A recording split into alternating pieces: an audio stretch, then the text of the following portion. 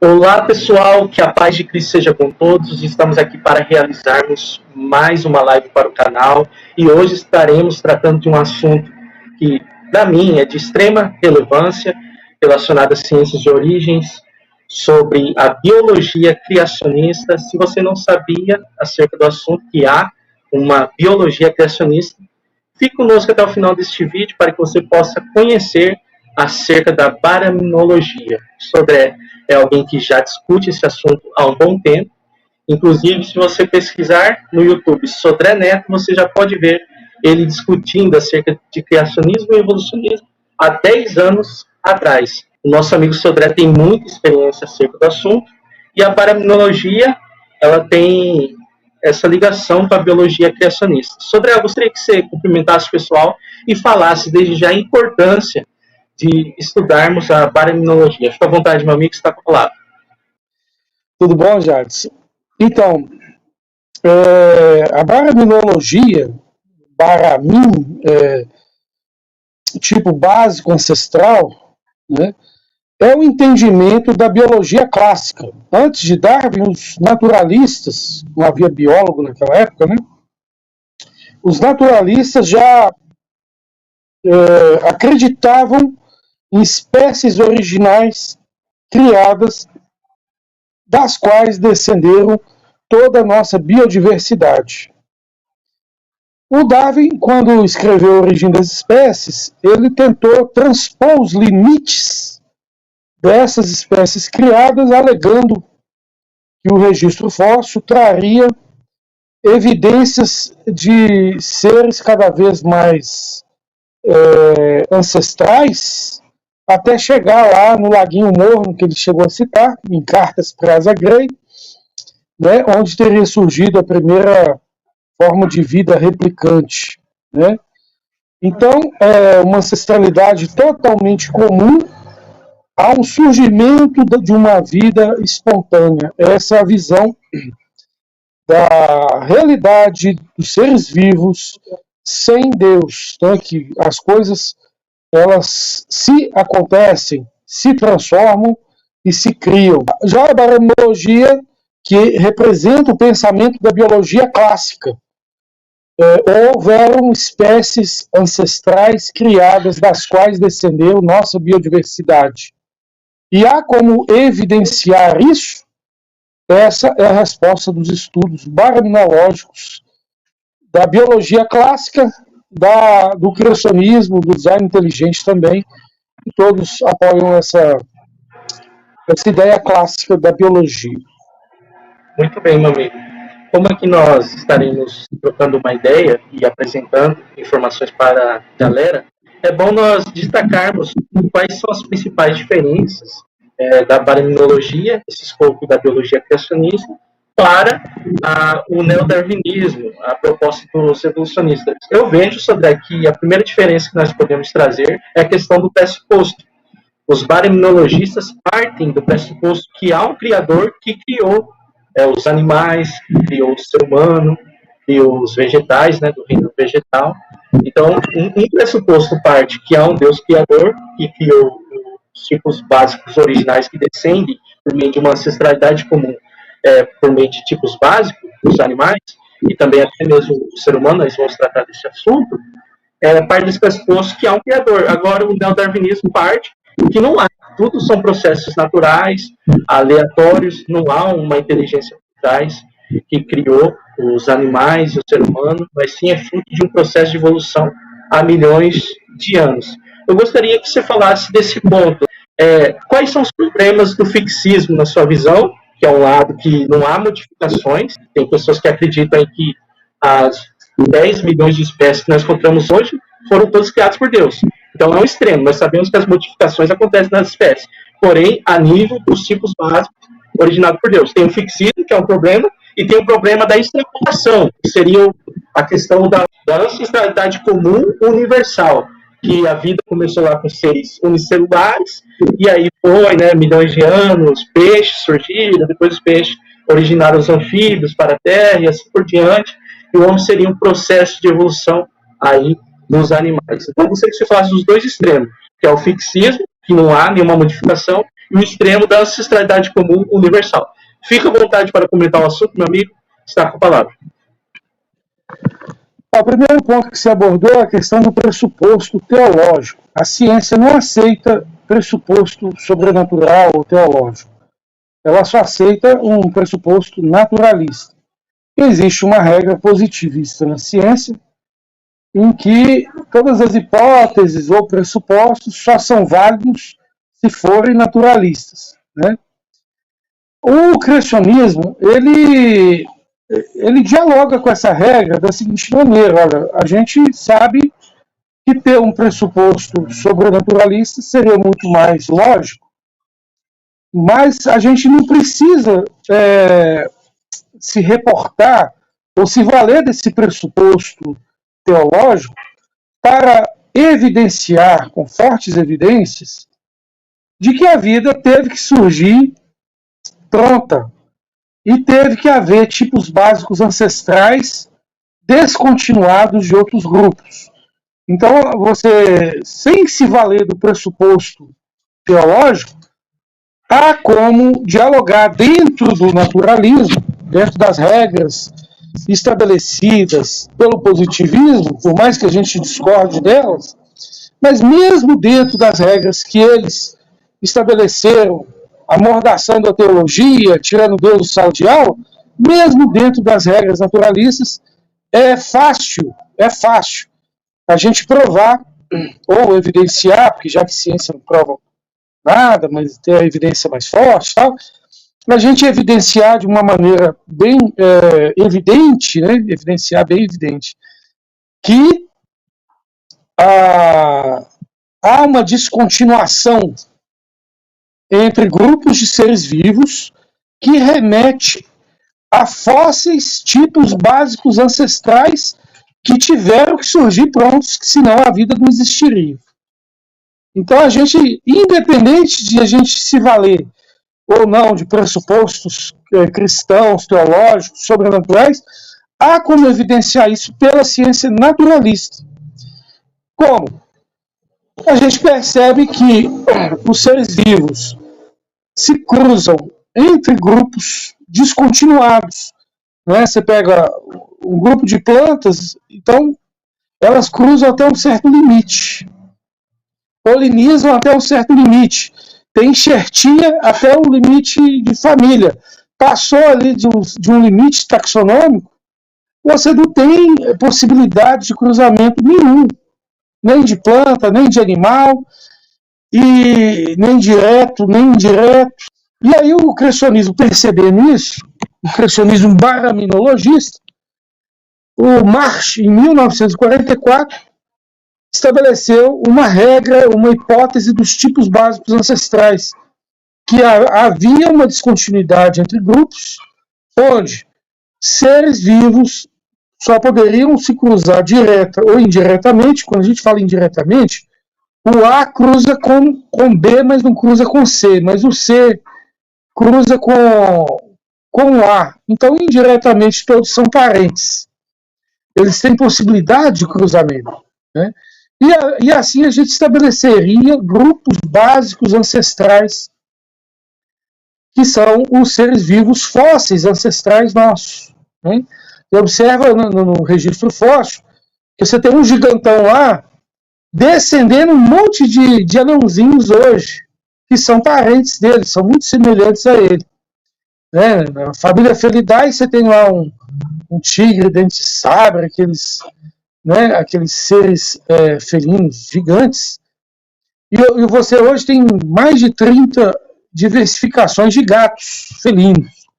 E muitos deles geram um cruzamento entre eles. Então, assim ocorre nas plantas, e você tem vários grupos descontinuados uns dos outros. Isso remete à ideia de que todos os seres vivos da biodiversidade atual advieram de fósseis ancestrais deles, daqueles arquétipos, daqueles tipos, daqueles templates fósseis, advieram as diversidades da biodiversidade de hoje. Isso é um problema para o fixismo, né, irmão Sodré? Que eu falei que acredito que não há modificações. Na verdade, acontece, né, nas festas. O fixismo representado por cristãos fanáticos que liam a Bíblia de uma maneira ignorante, né, queriam estabelecer que a tradução do hebraico era uma regra, sendo que o hebraico é uma língua, o hebraico antigo é uma língua pobre, onde uma palavra pode dizer um monte de coisa. Aí eles queriam interpretar a tradução de tipos básicos ancestrais, produza cada tipo básico segundo o seu tipo básico.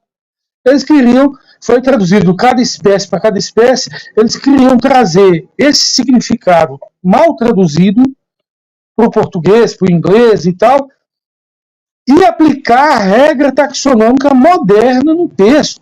Um absurdo. Né? Então, quer dizer, eles deviam respeitar o hebraico antigo, que não estava querendo, não pode ser traduzido por um conceito de espécie moderno. E isso, além de enfraquecer o lado criacionista, fortaleceu a causa evolucionista, porque é como se a gente levantasse a bola para chutar.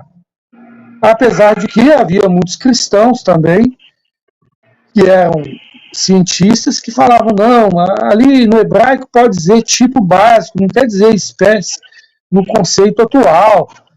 Mas aí vira uma guerra teológica, que muitas vezes não tem fim, por causa do orgulho humano, que cada um quer ter razão, e isso atrapalhou a manutenção da credibilidade do cristianismo e acabou por fortalecer a causa evolucionista que enfatizava a capacidade plástica dos seres vivos se modificar.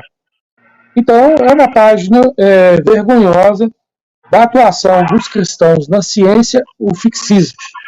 Infelizmente, a gente tem que corrigir esse erro, afirmando, né? Eu tive que ensinar para grandes cientistas criacionistas que existe subespeciação, sim, que uma espécie pode produzir subespécie. Eu tive que ensinar isso recentemente, entende?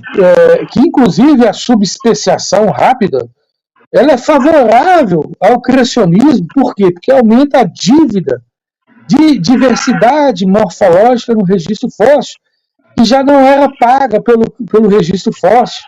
Nós vamos entrar nesse ponto aí, meu amigo.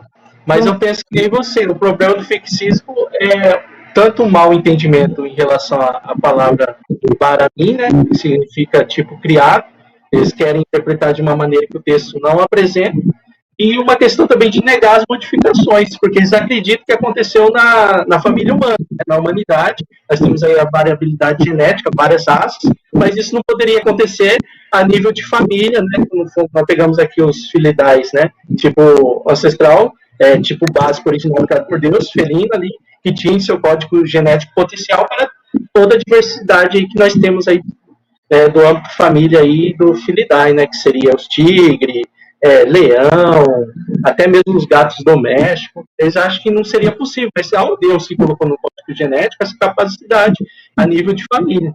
Então o fixismo eu vejo que é tanto um mau entendimento em relação ao texto bíblico, como também uma negação que as modificações acontecem. E o Sodré tem até uma teoria que ele defende, que é a degeneração das espécies, ou seja, que muitas das modificações elas são deletérias, né, Sodré? Por isso os animais eram grandes e aí foram diminuindo, né? Então, Sodré, nós temos dois extremos, né? O fixismo, que diz que não aconteceu as modificações, né? Então Deus teria criado aí milhões de espécies, né? O que não faz nem sentido também em relação à questão da arca. E tem o extremo também, que é uma extrapolação, que seria a questão da ideia dos evolucionistas, né, os darwinistas, da ancestralidade comum universal. Nós cremos em ancestralidade comum com tipos básicos criados originalmente por Deus, mas a extrapolação, tudo surgiu ali de seres unicelulares e criaram peixe que povoaram a terra. Eu até gosto de brincar com essa questão aí, que não faz sentido.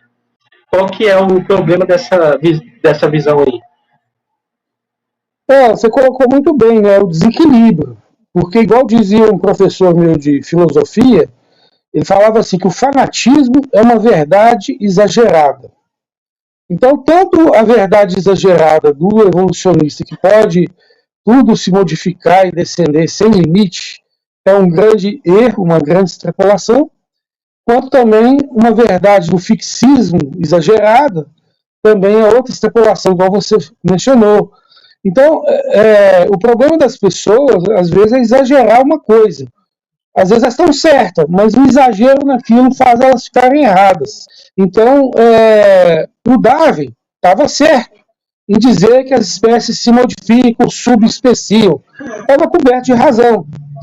Só que ele exagerou, ele extrapolou, ele colocou uma evolução sem limites. E tem descontinuidades, né? Você não é igual o Dr. Rômulo Carlial, lá de Oxford, o PhD em zoologia, ele coloca muito bem uma coisa que o Sanford também já coloca. Ele fala, você não encontra em trilhões de oportunidades um ser vivo sequer com um conjunto de mutações positivas coordenadas à construção de um novo sistema. Então, qual que é o limite da evolução? Aí está construção de novo sistema. Não tem. Né? O que ocorre é uma variação de um arquétipo básico e ocorre, às vezes, perda de um sistema. Igual o jacaré enxergava, vai para a caverna, machuca muito o olho, aí começa a sobreviver os que já eram cegos. Aí estabelece uma nova espécie de jacaré cego. Então a perda de novo sistema ocorre, mas ganho de novo sistema não ocorre. Ganho de asa, ganho de um novo órgão, aí não tem, você tem a perda na natureza. Mas o ganho você não encontra nem mutacionalmente, que precede a mudança fenótica, muito menos você tem exemplos assim que você consegue distinguir, né? O homem ganhou mais, aí agora tem um homem com 6 dedos. É uma variação da mão. Isso aí não é um novo sistema, é uma variação da mão. Então não conta. Novo sistema, eu respiro pelo ar, agora eu vou respirar pela água, igual peixe. Cadê um conjunto de mutação que faz eu respirar nos dois lugares? Cadê? Mas tem seres vivos que têm essa capacidade. Beleza. Eles têm essa capacidade. Ele pode perder, vai ganhar, não ganha. Não, porque já ganhou. Não já ganhou. Você não pode provar nenhum ser vivo com um conjunto de mutações positivas coordenadas à construção de um novo sistema. Porque ter uma mutação positiva não quer dizer nada. Às vezes, para você construir um olho, você tem que ter 2.000 mutações, mas específicas daquilo ali. Então, cadê que você tem algum ser vivo com um conjunto de mutações ajustadas para a direção de um novo sistema? Não acho. Então, isso aí e toda modificação, Sodré, que é possível, já está no genoma, já foi estabelecido antecipado já. Não tem nada, algo novo. Já está na capacidade. Então, não tem essa criação que eles acreditam de modificação criar algo novo. Não tem. Já é pré-existente no genoma, no código genético, no potencial. Mas eu vejo que... a nível imunológico, porque o sistema imunológico ele consegue inovar, né? Ele consegue inovar tanto defesas quanto venenos. Então, aí, tirando a questão imunológica, eu não vejo capacidade inovativa. Mas o limite da evolução cabe isso aí, ó. A gente abre exceção do sistema imunológico. E eu vejo que há também um limite, eu acho que você vai concordar comigo, na questão das famílias taxonômicas, pegando o conceito moderno, com exceção aos humanos. Um exemplo, né, Felidae, nessa família aí, genética, né, que vai incluir tigre, leão, gato e outros felinos, não pode passar por uma família do Canidae, que iria envolver lobos, coiotes, raposas. Então há esse limite também. Não tem como um gato ter virado cachorro, ou um peixe ter virado um anfíbio, essas questões que eles ultrapassam das famílias que nós podemos, assim, encontrar por meio da ancestralidade em comum. Eu estarei passando, irmão, para nós nessa live aqui, que nós estamos conversando, uma taxonomia em relação aos humanos, que uma doutora, antropóloga, bióloga, ela criou um ramo para a família da humanidade, né, onde ela vai classificar os humanos ali, bem bacana, e nós vamos poder apresentar essa questão aqui ao vivo para o pessoal. Mas eu vejo que esse é um limite também em relação às famílias.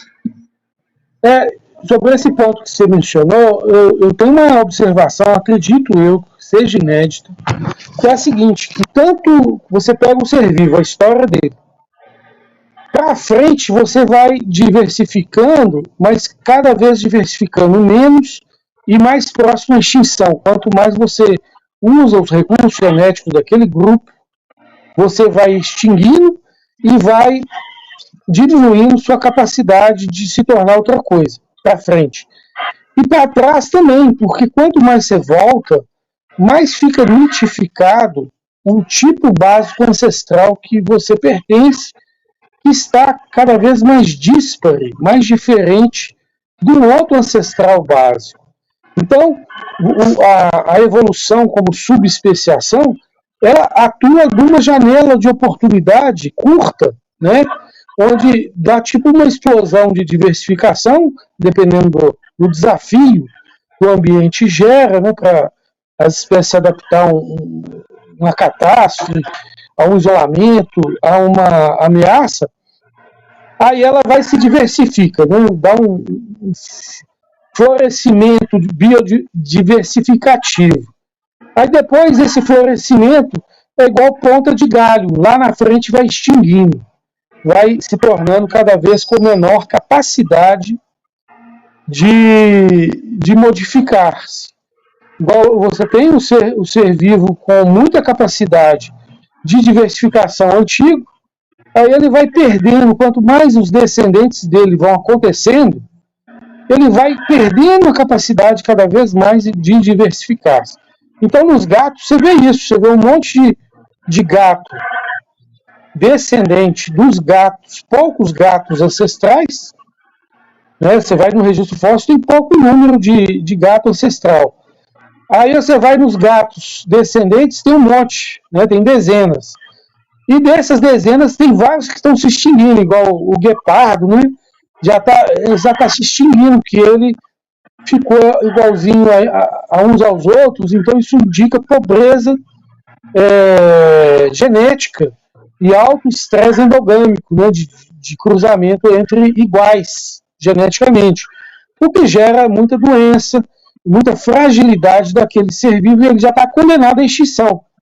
Então a gente vai ver uma lista gigantesca de animais condenados à extinção, o Abraham até cita muito isso, e essa lista vai aumentando, mas a janela de oportunidade de diversificação já aconteceu. Já aconteceu entre o registro fóssil, um catastrofismo, uma gigantesca diversificação com pontas de galho se extinguindo. Então essa visão criacionista, esse modelo criacionista de história dos seres vivos, ela é muito claramente percebida se você ignorar a geocronologia, que é um assunto separado, mas que a gente está bem avançado nele no sentido de derrubar a geocronologia de camada sedimentar, ser período, datação radiométrica, etc. Mas aí é outro assunto. Excelente, meu amigo. Vamos entrar agora para um ponto relacionado aos critérios de classificação para minologista. Nós aceitamos ancestralidade comum, conforme nós comentamos aqui nessa live, com tipos básicos originados, criados por Deus. Ou seja, nós vamos passar aqui um entendimento simples para o pessoal entender. Deus criou um casal, né, de canídeos, a qual descende toda a família Canidae. Foi levado na arca, para depois sair da arca para se reproduzir. Um tipo básico criado originalmente por Deus, da família Canidae. O que é a família Canidae? É uma família de mamíferos da ordem carnívora, que engloba cães, lobos, chacais, coiotes e raposas. Vocês podem ver aí na tela a classificação. Então nós compreendemos que são ancestrais de tipos básicos que eram canídeos. Sodré, quais são os critérios, né, para mostrar, né, que fazem parte da mesma família? Os evolucionistas usam critérios como fisiologia, ou seja, o lobo tem a orelha parecida com a raposa, com o chacal, com o coiote, usa a questão morfológica, usa a questão também ali da genética, mas no âmbito dos baraminologistas, como que eles classificam as famílias, né, taxonômicas? A biobiologia usa quase as mesmas coisas das ferramentas evolucionistas para distinguir a ancestralidade possível. A biobiologia seria a evolução com limite e o evolucionismo a evolução sem limite. Aí a biobiologia vai usar várias ferramentas. Ó, o fulano ali é parente do outro, vamos testar? Qual que é o teste? Qual que é o critério? O critério é se há possibilidade de cruzamentos diretos, artificiais, diretos e indiretos, e que resultem no ser vivo com características paternas e maternas daquele cruzamento. E o critério da bactéria é losse cromossômico. Então, mesmo os losses cromossômicos pertencem ao mesmo grupo de bactérias e pode ter relações filogenéticas evolutivas, ou seja, descendência com modificação e especiação, né? Uma cepa produzir várias espécies, etc. Então, aí esse critério é testado. Eu acompanho testes que foram divulgados pelo Dr. Siegfried Scherer e Juncker no livro alemão, que já deve estar na 7ª, 8ª edição lá na Alemanha, candidato a ser livro didático, chama Evolução, livro texto crítico, que divulga essas regras e quantos animais foram testados, né? Então, eles testaram lá 760 plantas como pertencentes a um tipo básico ancestral. Por quê? Porque dava cruzamento. Direto ou indireto se cruzavam. Né? Aí testou várias espécies de plantas, várias espécies de animais, de pato, de tudo quanto é bicho. E quando testou o homem não deu início de embrião com macaco nenhum. Nós vamos falar sobre isso. Mas eu queria trazer um ponto para você. E quando a espécie está bem afastada, irmão Sodré, como a questão da raposa, que não cruza com os cães domésticos, Você tem que olhar o registro fóssil. Porque a biominologia, ela parte do pressuposto que houve o surgimento pronto, porque é padrão no registro fóssil, os seres vivos surgirem prontos. Até porque se não surgisse pronto, não sobreviveria. Então é necessário que ele tenha surgido pronto. Isso remete à ideia de complexidade redutiva, inclusive, do design inteligente, do BIRI. Então, você olha o registro fóssil e fala, olha, quantos canidae tem no registro fóssil? Tem 4, tem 5, tem 6. Então você vai ter 6 tipos básicos ancestrais no mínimo. Por que eu falo no mínimo? Porque o registro fóssil é um rascunho pobre de uma realidade que existiu. Né? É o que se preservou para nós de uma catástrofe.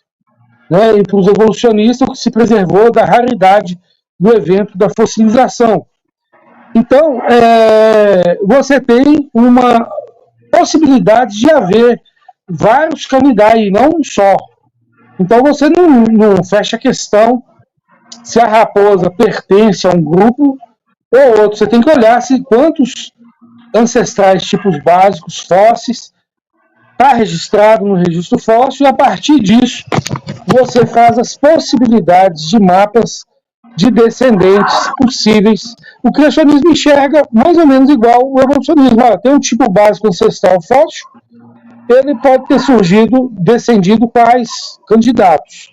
Agora, o que o evolucionismo faz e que nós não fazemos e condenamos é mapas astrais. A gente até chama de mapa astral, que não tem base nenhuma eles falar que uma coisa se relacionou com a outra, e ele sai fazendo os mapas evolutivos deles.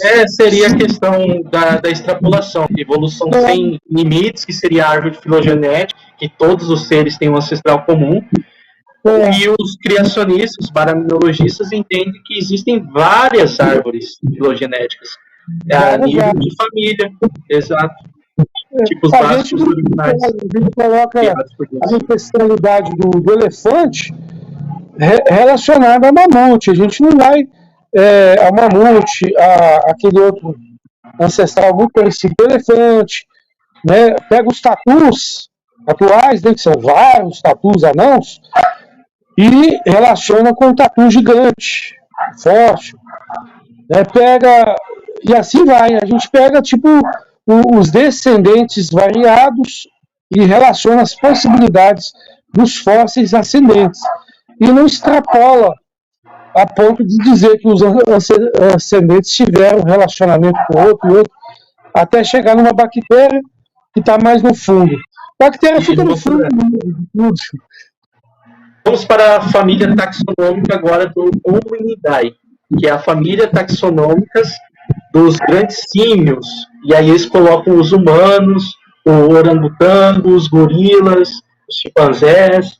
Porém, os criacionistas não colocam o ser humano na família Humanidae. Coloca ali, né, outros macacos, como o bonobo, e macacos já extintos também. Então, na visão criacionista, o ser humano não faz parte dessa família taxonômica que está relacionada ao gorila, chimpanzé, bonobo e orangotango. Nós vamos apresentar a família taxonômica que o ser humano ele se encontra. Mas eu gostaria que você falasse por que, Sodré, o ser humano ele não faz parte dessa família taxonômica, ali parentesco ali com o chimpanzé, orangotango, ancestralidade comum com os macacos. Fica à vontade. Olha, se você olhar anatomicamente, nós pertencemos, né, à ordem dos primatas. Existe uma certa semelhança. Se a gente focar nas semelhanças, vamos dizer que a gente pertence à mesma família, alguma coisa assim semelhante. Só que quando você vai fazer classificação... Na taxonomia moderna nós estamos, né, segundo os naturalistas, na ordem dos primatas e no gênero Homo. No caso nós seríamos Homo sapiens. Né? O homem sábio, né? Então já se destaca que a gente tem sabedoria, né? Sapien. Então, o Homo sapiens, né, que a gente inclusive Homo sapiens sapiens, tinha um outro sábio antes de nós. Né? O criacionismo dialoga com isso de uma maneira tranquila, dizendo inclusive que os antecessores nossos eram mais sábios, mais sapiens do que a gente. Né? A gente cita muito Crabtree, mostra que o ser humano está ficando cada vez mais retardado, porque o cérebro humano é muito frágil e o cérebro está caindo de tamanho também. Está caindo de tamanho 10%. Dentro de um quadro histórico arqueológico, caiu 10%. E geneticamente perdeu muitas relações neurais. Então, o ser humano ficou mais retardado, sim. Isso é evidenciado tanto geneticamente, como na capacidade de escrita, poética, música, artes, um monte de coisas. A gente percebe que o ser humano antigo era muito mais capaz do que o ser humano moderno, que só ganha na tecnologia e no acúmulo de informação. Mas se tirar a informação e tecnologia do homem moderno e botar ele para competir com o homem antigo ganha dele em tudo. Né? Força física, mental e tudo mais. Inclusive, das 11 inteligências que existem, existe a inteligência emocional, que a gente percebe na história. O que o ser humano já se submeteu e aguentou, tolerou, hoje a gente não tolera quase nada, já perde a paciência, né? A inteligência emocional nossa caiu muito. Então, mas um homem sábio, ele como diz o Dr. Eber, ele é ordens e mais ordens e mais ordens e mais ordens de grandeza superior ao chimpanzé. Então, se nós criacionistas juntássemos aí, os biólogos aí, e propuséssemos, né, uma certa especialidade nossa na taxonomia, teríamos justificativa de sobra. Por quê? Porque a gente é extremamente especial e nós não poderíamos ser nem classificados como animais, uma vez que todos os animais são diferentes de nós, e nós diferentes de todos os animais. Né? E aí, Otângelo, tudo bom? Boa tarde, tudo bem? Fala, Otângelo, seja bem-vindo. Pode continuar, Sandré. Só essa proposta criacionista seria, vamos dizer assim, plausível. Não a nível anatômico, talvez, aí que a gente consiga enxergar várias igualdades. Mas a nível neurológico, a gente poderia reivindicar, sim, uma especialidade de tratamento do ser humano como uma coisa além do mundo animal. Por quê? Porque nós não somos animais. Inclusive, chamar o outro de animal é até uma ofensa, né? Então, a gente poderia reivindicar isso, dependendo Eu vou apresentar já, irmão Sodré, um quadro taxonômico que uma doutora em antropóloga e bióloga ela criou. Eu vejo que nós criacionistas podemos até citar mais para frente, né, essa questão aí desse quadro taxonômico, mas eu gostaria que o Otângelo cumprimentasse o pessoal e logo em seguida eu vou apresentar pelo menos dois critérios que eu vejo que os baraminologistas usam para não colocar o ser humano na família dos macacos, dos grandes símios. Fica à vontade, Otângelo, está com a palavra. Bom, em primeiro lugar, eu acho que a baraminologia é um assunto extremamente importante e interessante para criacionistas, e eu acredito que é algo que precisa ser mais desenvolvido, porque é uma área difícil, não é só para criacionistas, mas em geral, também para zoólogos que trabalham com isso, com quem trabalha com biologia evolutiva, porque existem casos onde você não tem como fazer uma clara distinção. Essa espécie pertence nessa categoria e outra e não em outra. Ou outras que estão tão próximas que é diferente fazer uma distinção. E existem vários casos como esses. Então, eu considero uma ciência difícil, né? Agora, por isso que eu estou dizendo, com o avanço da ciência, certamente devem surgir novos meios e métodos científicos de como fazer essa distinção e progredir justamente nessa área. Muito bem, irmão Otângelo. Eu vou citar aqui os dois critérios que eu vejo que são mais usados pelos baraminologistas para mostrar que o ser humano não faz parte da família dos macacos, que seria a questão da autoridade bíblica. Segundo o texto bíblico, o homem ele foi criado de uma forma especial, singular por Deus, ao ponto do ser humano ser a imagem de Deus. O ser humano tem a imago Dei, que se refere à pessoalidade. Deus é uma pessoa, um ser racional, um ser que tem liberdade própria, e do mesmo modo Deus criou o homem com esses atributos relacionados a uma pessoa, racionalidade, emoções, liberdade própria, senso moral. Deus é um ser moral. Deus comunicou isso especificamente aos humanos. Então, um dos critérios é a autoridade bíblica, que nos mostra que o ser humano foi criado de uma maneira especial, e outros critérios são biológicos. Existem, pelo menos na minha pesquisa, eu encontrei 30 fatores biológicos que demonstram que o ser humano é diferente dos macacos, do gorila, do chimpanzé, do orangotango. Vou citar pelo menos duas questões biológicas, que é o tamanho do cérebro. O cérebro humano é significativamente maior em relação ao tamanho do corpo comparado aos grandes primatas, e em média o cérebro humano pesa 1,5 kg quase, enquanto do gorila adulto pesa cerca de 500 gramas. O desenvolvimento do córtex cerebral humano é responsável pelas funções cognitivas superiores comparado aos dos macacos. Então, só desses dois fatores nós poderíamos demonstrar que já há uma diferença, mas existem fatores de linguagem, a questão da inteligência, existem vários fatores. Mas eu gostaria que o Otângelo falasse acerca dessa questão aí, um pouco mostrando a diferença dos macacos para os humanos. Eu lembro uma vez que eu convidei o Otângelo para conversar sobre a origem do homem, o Otângelo falou: olha, eu não gosto de discutir muito essa questão no âmbito de comparação, ficar comparando ossinho, fisiologia. Eu gosto de levar a questão para o nível molecular, porque aí já demonstra totalmente a diferença do ser humano com os macacos. E o Sodré falou, há uma aparência um pouco assim, fisiológica do homem com o macaco, mas nós somos extremamente diferentes a nível molecular. Otângelo, fica à vontade, tá?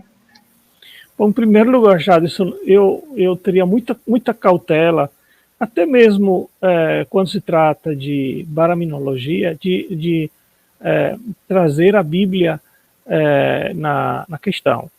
Porque imediatamente quando você faz isso, você vai ter essa crítica por parte dos nossos opositores, de que você vai estar misturando religião e fé com ciência.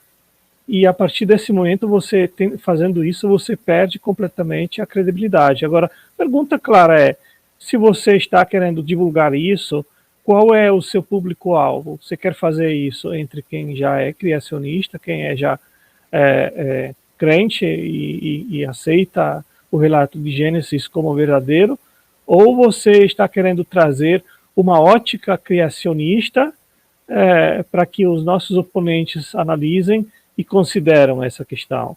Então, se você pensa mais no público já que é criacionista, então talvez não seja uma questão tão relevante assim, e nós podemos ver essas questões de ambos os aspectos, tanto científicos como bíblicos também. Agora, se você está querendo levar uma proposta criacionista para alguém que é proponente da evolução para analisar, aí vai ser complicado. Aí você vai imediatamente ver essa crítica de que nós estamos misturando fé, religião com ciência. Né? Então, eu acho que... eles apresentam muito essa crítica, né? De fato, Montange. Mas assim como você, eu, Sodré, nós apresentamos uma epistemologia abrangente, que vai lidar com questões filosóficas, científicas e teológicas. Os baraminologistas, em sua maioria, eles são criacionistas bíblicos. E eles usam do critério bíblico também. E há muita crítica em relação a essa questão. Mas eu vejo que o alvo deles é atingir pessoas que entendem que o neodarwinismo está errado. Que essa extrapolação da ancestralidade como universal, ela não aconteceu, mas a ancestralidade com tipos básicos, aí sim aconteceu. Que seria, no caso, a humanidade descender de 8 pessoas que saíram da arca, ou os animais ancestrais que saíram da arca de Noé, 2 de cada, segundo nível família, economia, para a biodiversidade. Mas a questão dos seres unicelulares até o ser humano, que seria a extrapolação, aí nós sabemos que não aconteceu. Então há essa crítica, assim, que você bem apresentou, mas é cosmovisão, Otávio. Nós partimos do pressuposto que a Bíblia é verdadeira e eles negam a verdade. E aí eles usam também da ciência para demonstrar que há sim a ancestralidade comum, há sim a microevolução, mas ela acontece nas espécies que tem a nível família, né? Os felidae, os felinos, tigre, leão, vamos pegar aqui pantera, eles descendem de um ancestral felino, saiu da arca. Mas eles não acreditam, eles falam, não, isso não aconteceu. E eles não acreditam nem mesmo na arca. Nós trouxemos o Filipe para testemunhar que encontrou lá no Monte Ararat e são incrédulos. Então eu vejo que a discussão está relacionada ao pressuposto da cosmovisão. Mas o que você acha, irmão? Eu já vou passar para você, tá, irmão Sodré? De nós, quando investigarmos origens, né, como originou as coisas, nós tratarmos da questão de forma abrangente. Não apenas limitada, né, vamos ver se nós podemos observar, reproduzir, mas sim levar o âmbito da discussão ao pressuposto. Se há um Deus ou não há, ou como originou com inteligência e inteligência, como surgiu os animais. Comenta aí, fica à vontade. Então, Jadson, na verdade, para mim, é uma questão ainda que eu não tenho ainda, assim, pensado a fundo como eu mesmo ia apresentar, porque eu parti do âmbito cristão evangélico, né? Eu me converti com 18 anos, e quando me converti, essas questões não eram ainda tão predominantes como estão sendo hoje, porque também o meu debate não era tão específico com proponentes de evolução e ateus, né? E enquanto eu gosto de apresentar uma cosmovisão holística que inclui a Bíblia e até mesmo usar também os métodos de pressuposição para trazer um argumento para quem não crê, como eu disse antes, é muito difícil porque vem logo essa resistência, essa crítica, e até mesmo quando nós apresentamos o nosso caso a partir de um argumento cumulativo, ou seja, usando apologética clássica, até aí mesmo vem a resistência por nossos oponentes que criticam essa abordagem também. Então é muito difícil enxergar qual seria a melhor abordagem e de que modo falar com os ateus. Agora, o que eu tenho visto em geral, Jadson e Sodré, é que nós somos também muitas vezes criticados no sentido de dizerem que de um lado está a ciência, está a evidência, está a racionalidade, está o empiricismo, e do outro lado estão os leigos, estão os que não estudaram, os que são superficiais, que têm fé cega, e esse tipo de argumento. E eu gosto muito de demonstrar que eu sou fundamentado na Bíblia, mas apesar de eu não ter nenhuma faculdade com diploma, um PhD, essas coisas, qualquer pessoa leiga hoje, ela consegue fazer, se tem interesse, um estudo aprofundado, porque nós temos a informação a nosso dispor. É só querer pesquisar, sentar diante do computador e usar todos os meios. E você vê como é engraçado, a inteligência artificial, ela veio para expandir o nosso conhecimento e o acesso à informação de uma forma, eu diria, dramática. E o que os nossos oponentes fazem? Ficam nos ridicularizando, ficam dizendo, o GPT Ângelo, ou seja, acham que usando essas ferramentas não estamos mais usando o nosso cérebro, nossa inteligência, e em vez de expandirmos nosso conhecimento, nos tornamos preguiçosos.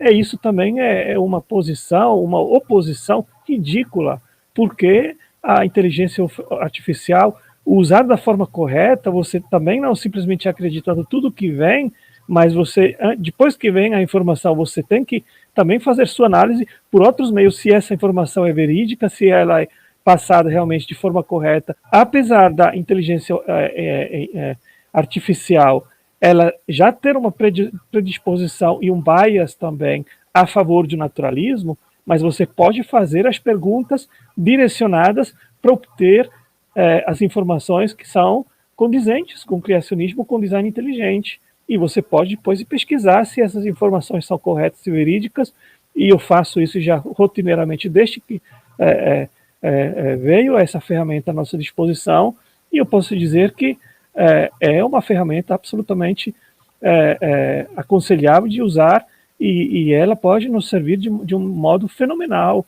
Ela ajuda também justamente nessa questão que você falou, Jadson, que acho que é muito importante, de não apenas ver a questão superficial. E nisso aí eu digo que os proponentes do evolucionismo, eles são muito superficiais e eles não estudam as questões como poderiam e deveriam fazer. E em base disso que eles trazem os seus argumentos e continuam nas falácias, na pseudagem, na pseudociência. Isso que eles nos acusam, eles praticam. Eles praticam.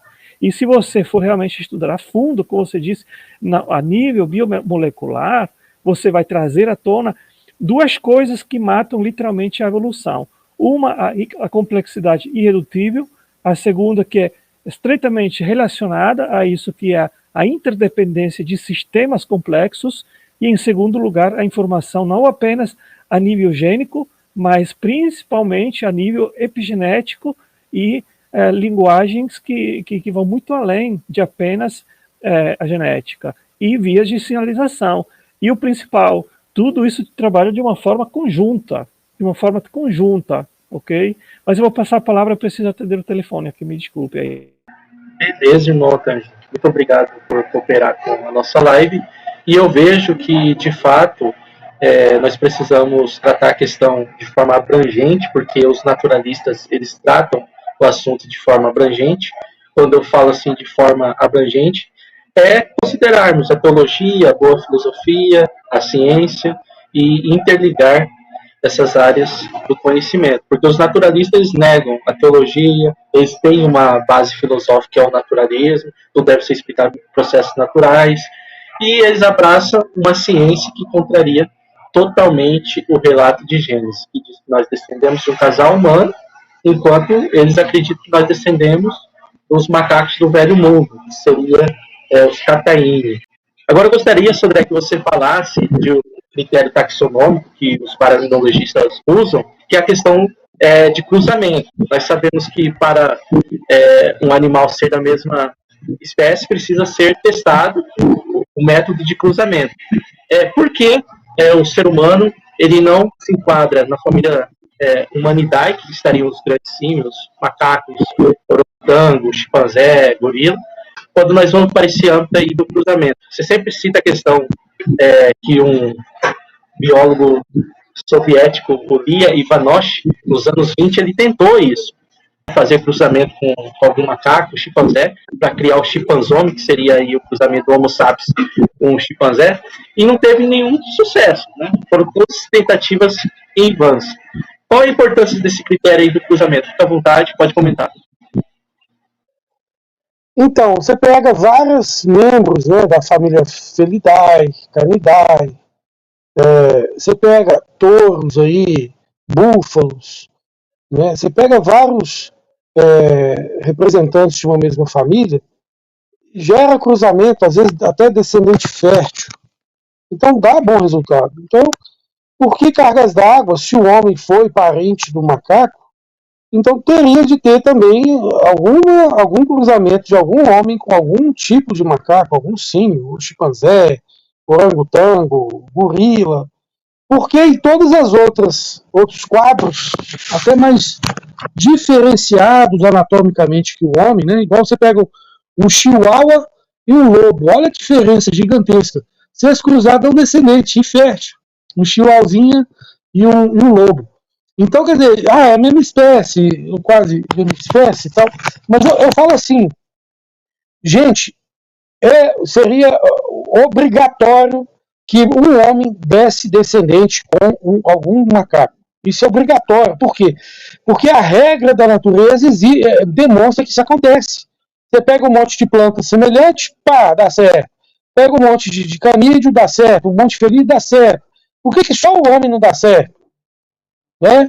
Então, esse russo aí que dedicou a vida toda dele, como é que chama o sobrenome dele aí, Jadson? Ivanosh, Lia Ivanosh, soviético. Dedicou a vida dele toda, entendeu? E ele deve ter feito, porque a inseminação artificial é uma técnica conhecidíssima. Qualquer veterinário sabe fazer inseminação artificial, né? Enfia a mão lá no ventre da vaca, pega o esperma do boi campeão, né, para dar Aí na data certa, tem que saber a data lá do dia fértil da vaca, né? E aí você planta o gameta masculino no útero de uma vaca, ou com instrumento, ou com a mão, né? Se for uma vaca, dá para fazer com a mão. Se for um bicho menor, né, uma cabra, aí eu acho que tem que ter um instrumento, porque o canal ali é mais estreito. Então, ou tem bebê de proveta, tem um monte de situações de cruzamento artificial. Então, quando você tem uma certa compatibilidade, igual um búfalo com boi, né, algum bicho lá, você faz o cruzamento artificial, dá resultado. Os zoológicos vivem fazendo isso. Agora, quando o material genético ele é muito diferente do outro, o que acontece? Ocorre uma rejeição. O útero reconhece aquilo como um corpo estranho que está invadindo ele. Machuquei aqui, entrou um corpo estranho. Rejeita, não dá nada, né? Então, essa falta de possibilidade de cruzamento do homem com o macaco, porque depois que esse Ivanosh, sei lá, publicou em 1924, né? Tem um silêncio que grita, o silêncio darwinista que grita pela falta de qualquer tentativa nova, publicada, que deu resultado. E você acha que eles não tentaram e estão tentando até hoje? Claro que estão tentando. Né? Eles ficam com vergonha de dizer que estão frustrados, fizeram, não deu certo. Eu entendo, irmão Sodré, eu não sei se você concorda comigo.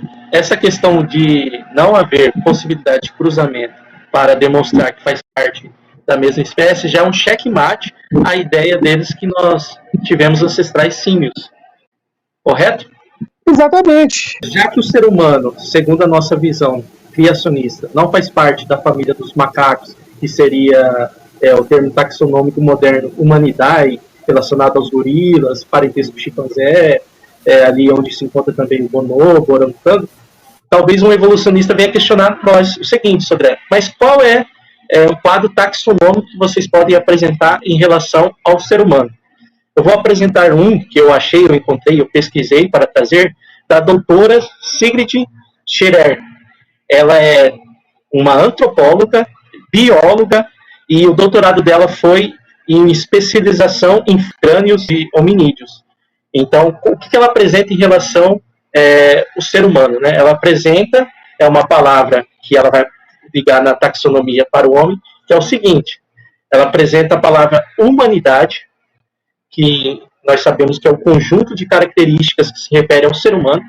Então, ela cria esse quadro taxonômico para o homem com o nome humanidade. E aí, o que essa doutora antropóloga em HD em antropologia ela vai dizer? Ela concluiu o seguinte, que o Homo erectus, os neandertais, o Homo sapiens e o Homo ergaster, eles descendem do mesmo ancestral do gênero Homo, que está relacionado a humanos. Então, os neandertais, o Homo erectus, o Homo sapiens e o Homo ergaster, eles descendem do mesmo ancestral.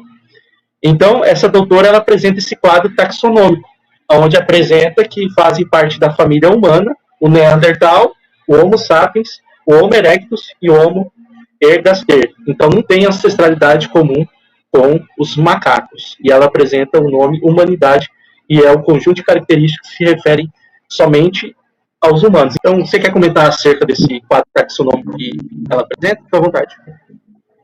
Eu achei muito inteligente e a partir de agora eu vou até divulgar esse quadro, porque a gente fica só na retranca, né, que nós somos diferentes, né? E ela não, ela marcou gol.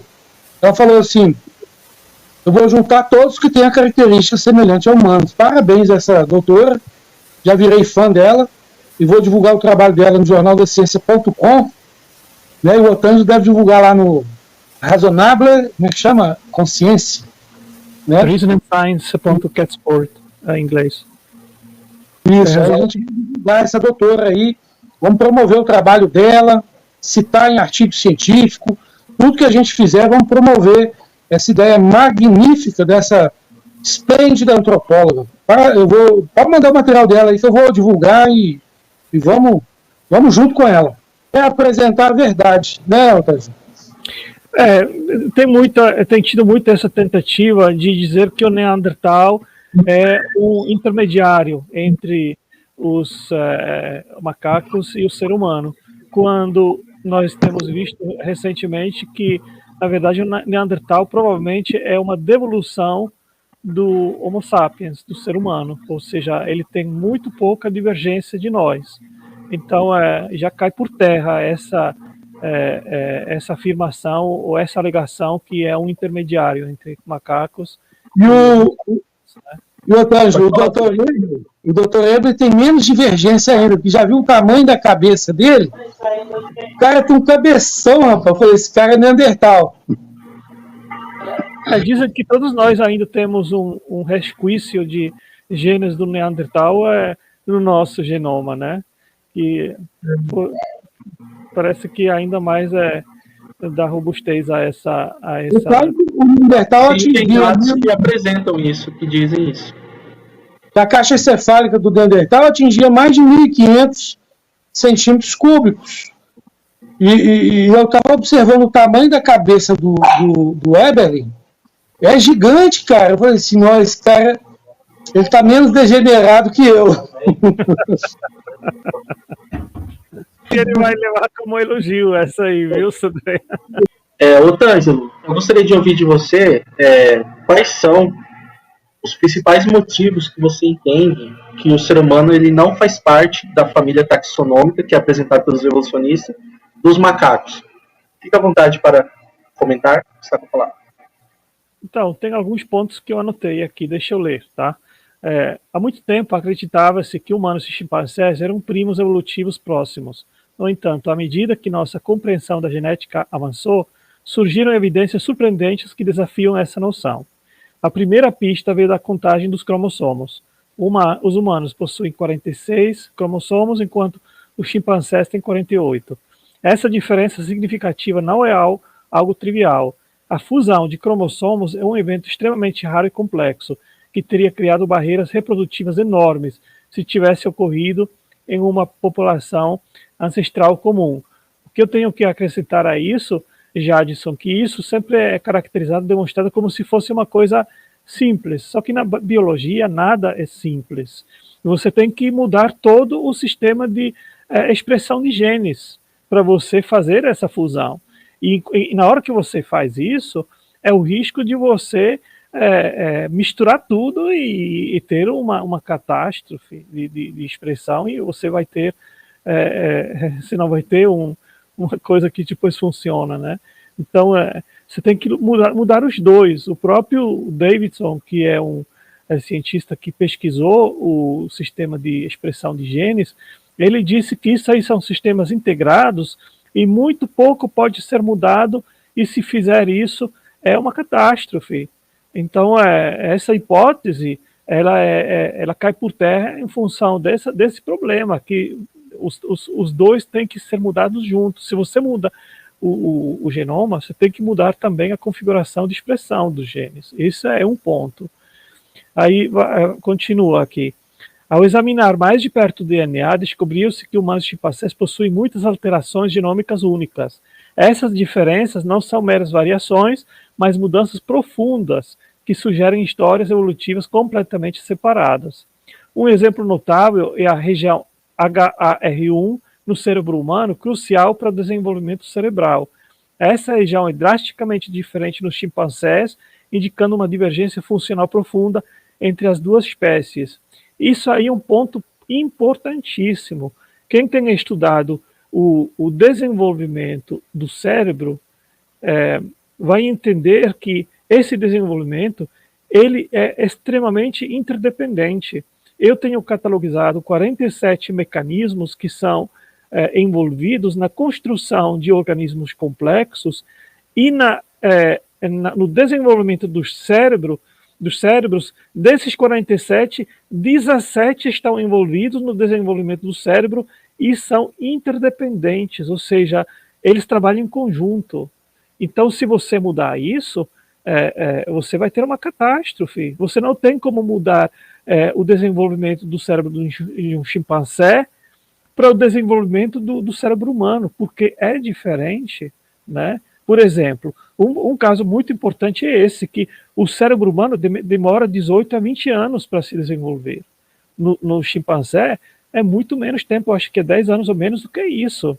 Então, você fazer uma mudança de cronologia, de expressão de genes que vai de 10 para 20 anos, isso aí é uma macroevolução gigantesca, que nós estamos aqui falando de bilhões e bilhões de neurônios que precisam ser expressos da forma correta e inseridos no cérebro no lugar certo. Nós temos mais de 3.000 tipos de neurônios diferentes, né? Como é que você vai fazer essa separação e essa evolução de um cérebro para outro, nem falando do tamanho do cérebro, de um ancestral comum que supostamente tinha 350 miligramas de peso, e o ser humano hoje tem 1.300 gramas, ou seja, você teria que mudar de 35 para 100 bilhões de neurônios. Em cada geração, se nós formos colocar na média 10 anos de uma geração para outra, você teria que acrescentar 200 mil neurônios em cada geração e fixá-los no genoma e depois na expressão, e mudar todo o sistema de expressão desses genes para você acrescentar esses neurônios. Agora, eu tenho apresentado esses dados em lives dos ateus, mas eles simplesmente entram no ouvido e saem do outro. Por quê? Porque não pensam. Não pensam e simplesmente matam a boa ciência para que o zumbi deles se mantenha vivo, né? Então, eles são os verdadeiros proponentes da pseudagem. E isso que eles nos acusam, eles são culpados. Muito bem, irmão Tângelo, obrigado. Agora nós vamos para a última pergunta dessa aula, dessa live, que é o seguinte: Sodré, é estimado pelos cientistas que estudam as espécies que existem aproximadamente 10 milhões de espécies. Nós sabemos que não foi colocado tudo isso na arca. Então a pergunta que eu te faço é o seguinte: a adaptação das espécies, saindo os animais ali da arca, ela foi rápida. Como você explica a biodiversidade um período de tempo aí de 4 a 5 mil anos. Né? Quem acredita que a vida na Terra tem 7 mil anos, 5 mil anos aproximadamente. Quem acredita em 6 mil anos, 4 mil anos aproximadamente. Comenta aí, fica à vontade. Quando há mais de 15 anos atrás, quando eu debati esse assunto no Orkut, o pessoal me apelidou de evolucionista plus up-to-date, né? Porque falava que o criacionismo era mais evolucionista do que o evolucionismo, que dependia de milhões de anos para haver especiação, uma espécie se transformar numa subespécie. E o modelo criacionista preconiza a mudanças rápidas, subespeciação rápida. Então, naquela época, eu falava assim, olha, você tem rapidez na transformação dependendo do desafio, da pressão ambiental, você tem transformações rápidas, o ser vivo tem capacidade de mudar, de subespeciar para poder sobreviver. E nisso se explica por que poucos seres que cabiam na arca geraram esses 10 milhões de espécies hoje.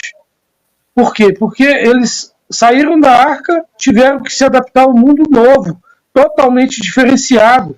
Eles foram isolados por uma separação continental rápida e ambientes novos que não existiam antes, e foram reabitando o planeta sob alto estresse endogâmico e produziram muitas subespécies.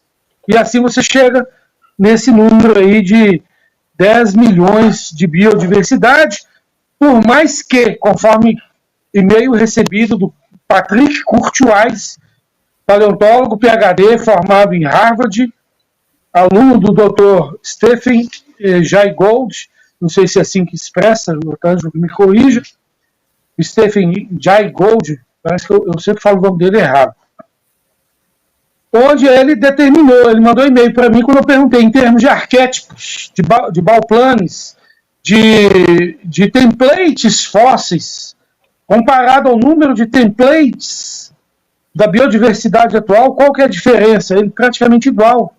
Ou seja, ficou, pela resposta dele ao meu e-mail, à minha pergunta, ele que é especialista em estatística fóssil, foi a tese de doutoramento dele, ficou estabelecido os limites da evolução. Por quê? Porque o número de arquétipos, de modelos de formas de vida, permanece o mesmo, por mais que hajam variações aracnídeas, por mais que haja variações felídeas, canídeas, da humanidade, por mais que haja variações nas plantas, em termos de arquétipos, nós temos praticamente os mesmos números do registro fóssil, segundo Kurt Patrick Wise, paleontólogo de Harvard, com especialidade em estatística fóssil. Então, nós temos assim a explicação do porquê que cabia na arca os seres tipos básicos fósseis ancestrais. Eu chamo fósseis porque o que entrou na arca não eram animais modernos, eram animais ancestrais dos modernos, né? Que foram subespeciados, degenerados, adaptados, variados, subespeciados. Mas o que entrou na arca eram aqueles espécies originais criadas, né? Conforme a biologia clássica, os naturalistas clássicos defendiam antes de Darwin, e os baraminologistas defendem hoje, e os criacionistas também. Então, e essa especiação rápida foi uma previsão criacionista, porque mais tarde, bem recentemente, é que se começaram a publicar artigos científicos falando da especiação em tempo real, confirmando o que eles apelidavam a gente, não apelida mais, de super-evolucionistas. Os criacionistas, como eu, eram apelidados de super-evolucionistas porque defendiam uma rapidez na especiação. E aí nós defendemos essa rapidez e foi confirmada pela própria pesquisa deles, o que também aumentou a dívida da diversidade morfológica no registro fóssil, que nunca foi paga nem antes da especiação em tempo real, e muito menos agora depois, porque aí aumentou a dívida para trilhões de formas que deveria haver no registro fóssil e não há, só tem uma repetição que nos fala de sepultamento de população e não de amostragem de formas intercaladas por milhões de anos, numa evolução acontecendo 3,5 bilhão de anos, e agora, com a especiação em tempo real, atuando muito mais para modificar. Então, o registro fóssil devia estar muito mais variado. Então, e essa falta de variabilidade no registro fóssil, e essa especiação em tempo real é previsão criacionista acertada. Lembrando que eu sou coordenador de teste clínico. O que tem validade, às vezes, num teste clínico randomizado, duplo cego, é a capacidade de previsão acertada de um evento, né? É o valor preditivo. Então, o valor preditivo do criacionismo convalida ele como modelo científico verdadeiro, apto e eficiente. Valeu, a pergunta que eu vou fazer para o Tântilo para saber como que ele tem lidado com essas questões. O Tântilo entende que a vida na Terra tem aproximadamente 7.500 anos. Tântilo, nós sabemos que o que saiu da arca ali de humanos são 8 pessoas. Eu gostaria que você explicasse, na sua visão, saiu os 3 filhos de Noé e as suas 3 noras, e Noé e sua esposa, né? 8 pessoas. A variabilidade genética aí das etnias, das raças, a humanidade surgindo a partir de 8 pessoas. Como você explica aí a vida sendo jovem na Terra? Fique à vontade. Na verdade, se a história fosse como ela é contada pelos proponentes da evolução, a gente deveria ver muito mais variabilidade entre a própria espécie do Homo sapiens do que nós estamos vendo. Enquanto isso, 99, alguma coisa por cento, nós somos todos iguais. Por que isso? Ou seja, você vê pessoas como, por exemplo, nas Filipinas, que mergulham, ficam 5, 6 minutos embaixo d'água. Agora foi feita reportagem que desenvolveram meios, proteínas que permitem essas pessoas ficarem mais tempo embaixo d'água. Se a história evolutiva fosse verdade, nós teríamos que encontrar pessoas que podem ficar meia hora embaixo d'água. Pessoas que de repente pudessem até voar. Não tem a história que o rato subiu em cima da árvore e começou a pular. O pessoal talvez não conhece essas pessoas que está se referindo. Eu vou citar o nome aqui para eles pesquisarem. É os Bajals. Viu, pessoal? Vocês pesquisem. É os Bajals. Fica à vontade, então. Continua. Então, nós deveríamos ver muito mais variedade fisiológica de pessoas se adaptarem a totalmente diferentes ambientes, como os esquimós no Polo Ártico. Por que não estão com pelos para se defender do frio, né? Não tem pelo assim como a gente, não tem diferença nenhuma. E outros que ficam no Saara, por que não tem muito mais uma pele com pigmentos que permite se proteger melhor dos raios solares e pegam câncer como a gente por causa câncer de pele em função disso. Ou seja, isso aí é uma clara evidência que essa história que nós temos um ancestral comum de 3 milhões de anos para cá, ela não cola. Agora, como o Sodré corretamente falou, hoje a ciência ela sabe que existe mutação pré-programada, existem partes no genoma que são mais propensos a mutações justamente para poderem se adaptar e expressar espécies de proteínas que se adaptam melhor ao meio ambiente, né?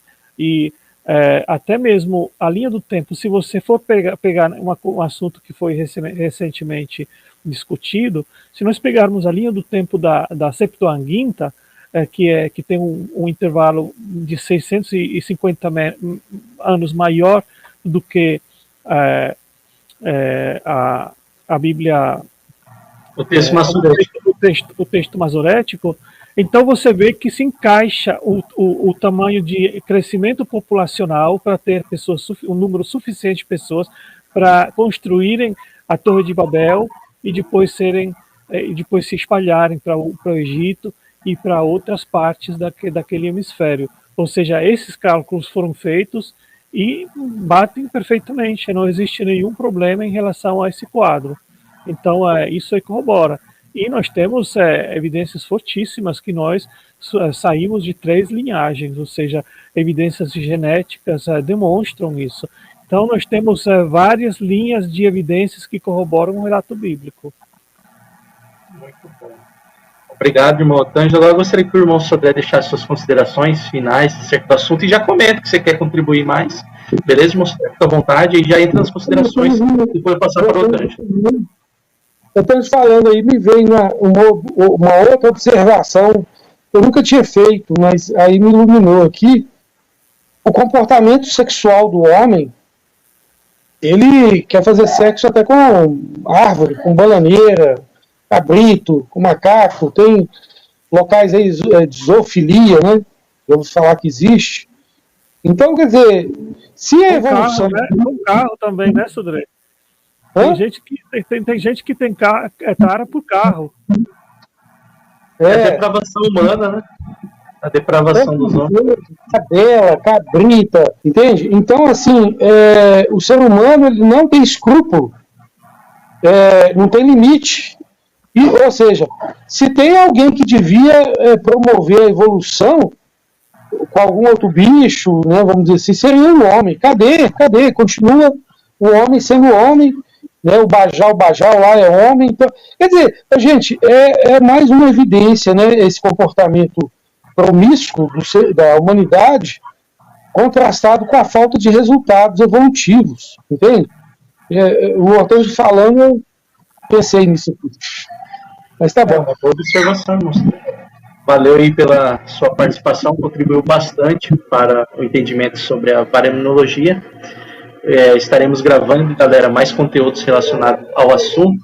Um dos focos aqui do canal é tratar acerca de ciências de origens, discutir acerca das nossas origens, e sempre que possível, o irmão Sodré, o irmão Otângelo, que eu considero o Batman e Robin do criacionismo, estarão participando. Irmão Otângelo, fica à vontade, tá bom? Deixei suas considerações finais.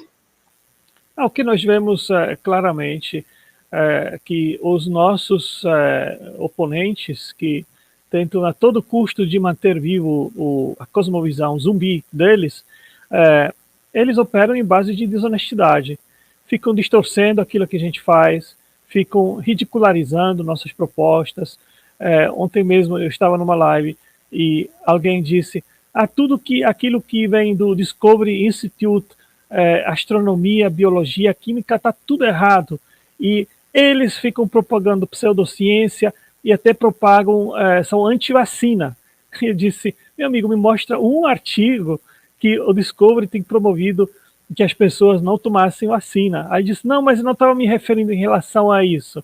Mas ficou insistindo que tudo que vem do Discovery Institute é tudo errado cientificamente. Eu não estava lá para me indispor e eu saí da live, que eu achei melhor do que responder a nível.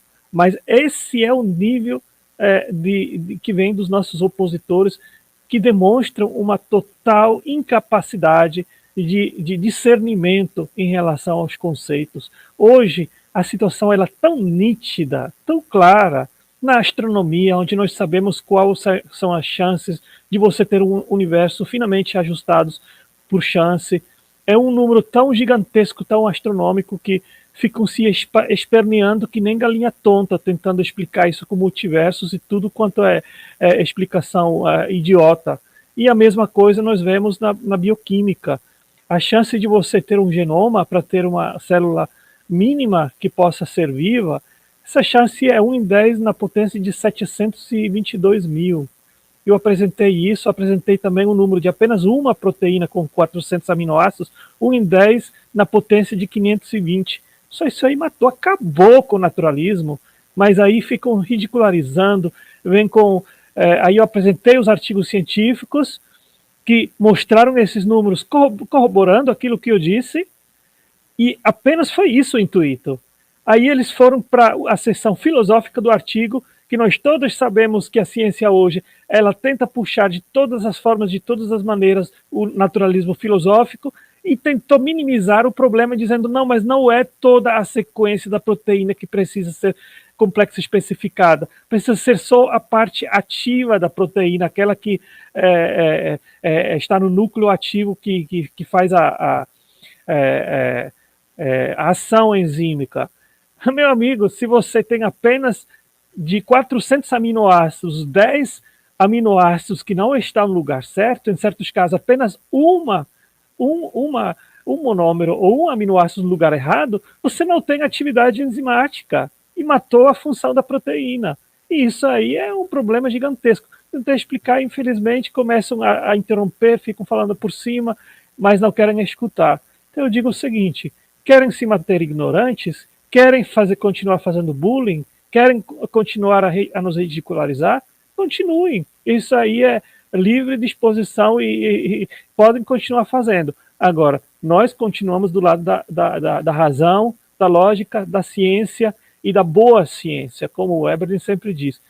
Os nossos opositores estão do lado do bullying, da ridicularização e da má ciência superficial e pseudagem. Pseudagem, é isso que eles propõem. Valeu, irmão Ângelo. Obrigado, galera, por ter acompanhado essa live até o final. Quero pedir a vocês que deixem o seu like, compartilhem essa live em suas redes sociais. Essa live que ela estará na playlist Os Problemas da Teoria da Evolução. Valeu, galera. Até a próxima live, se Deus permitir. Tchau, tchau a todos. Valeu.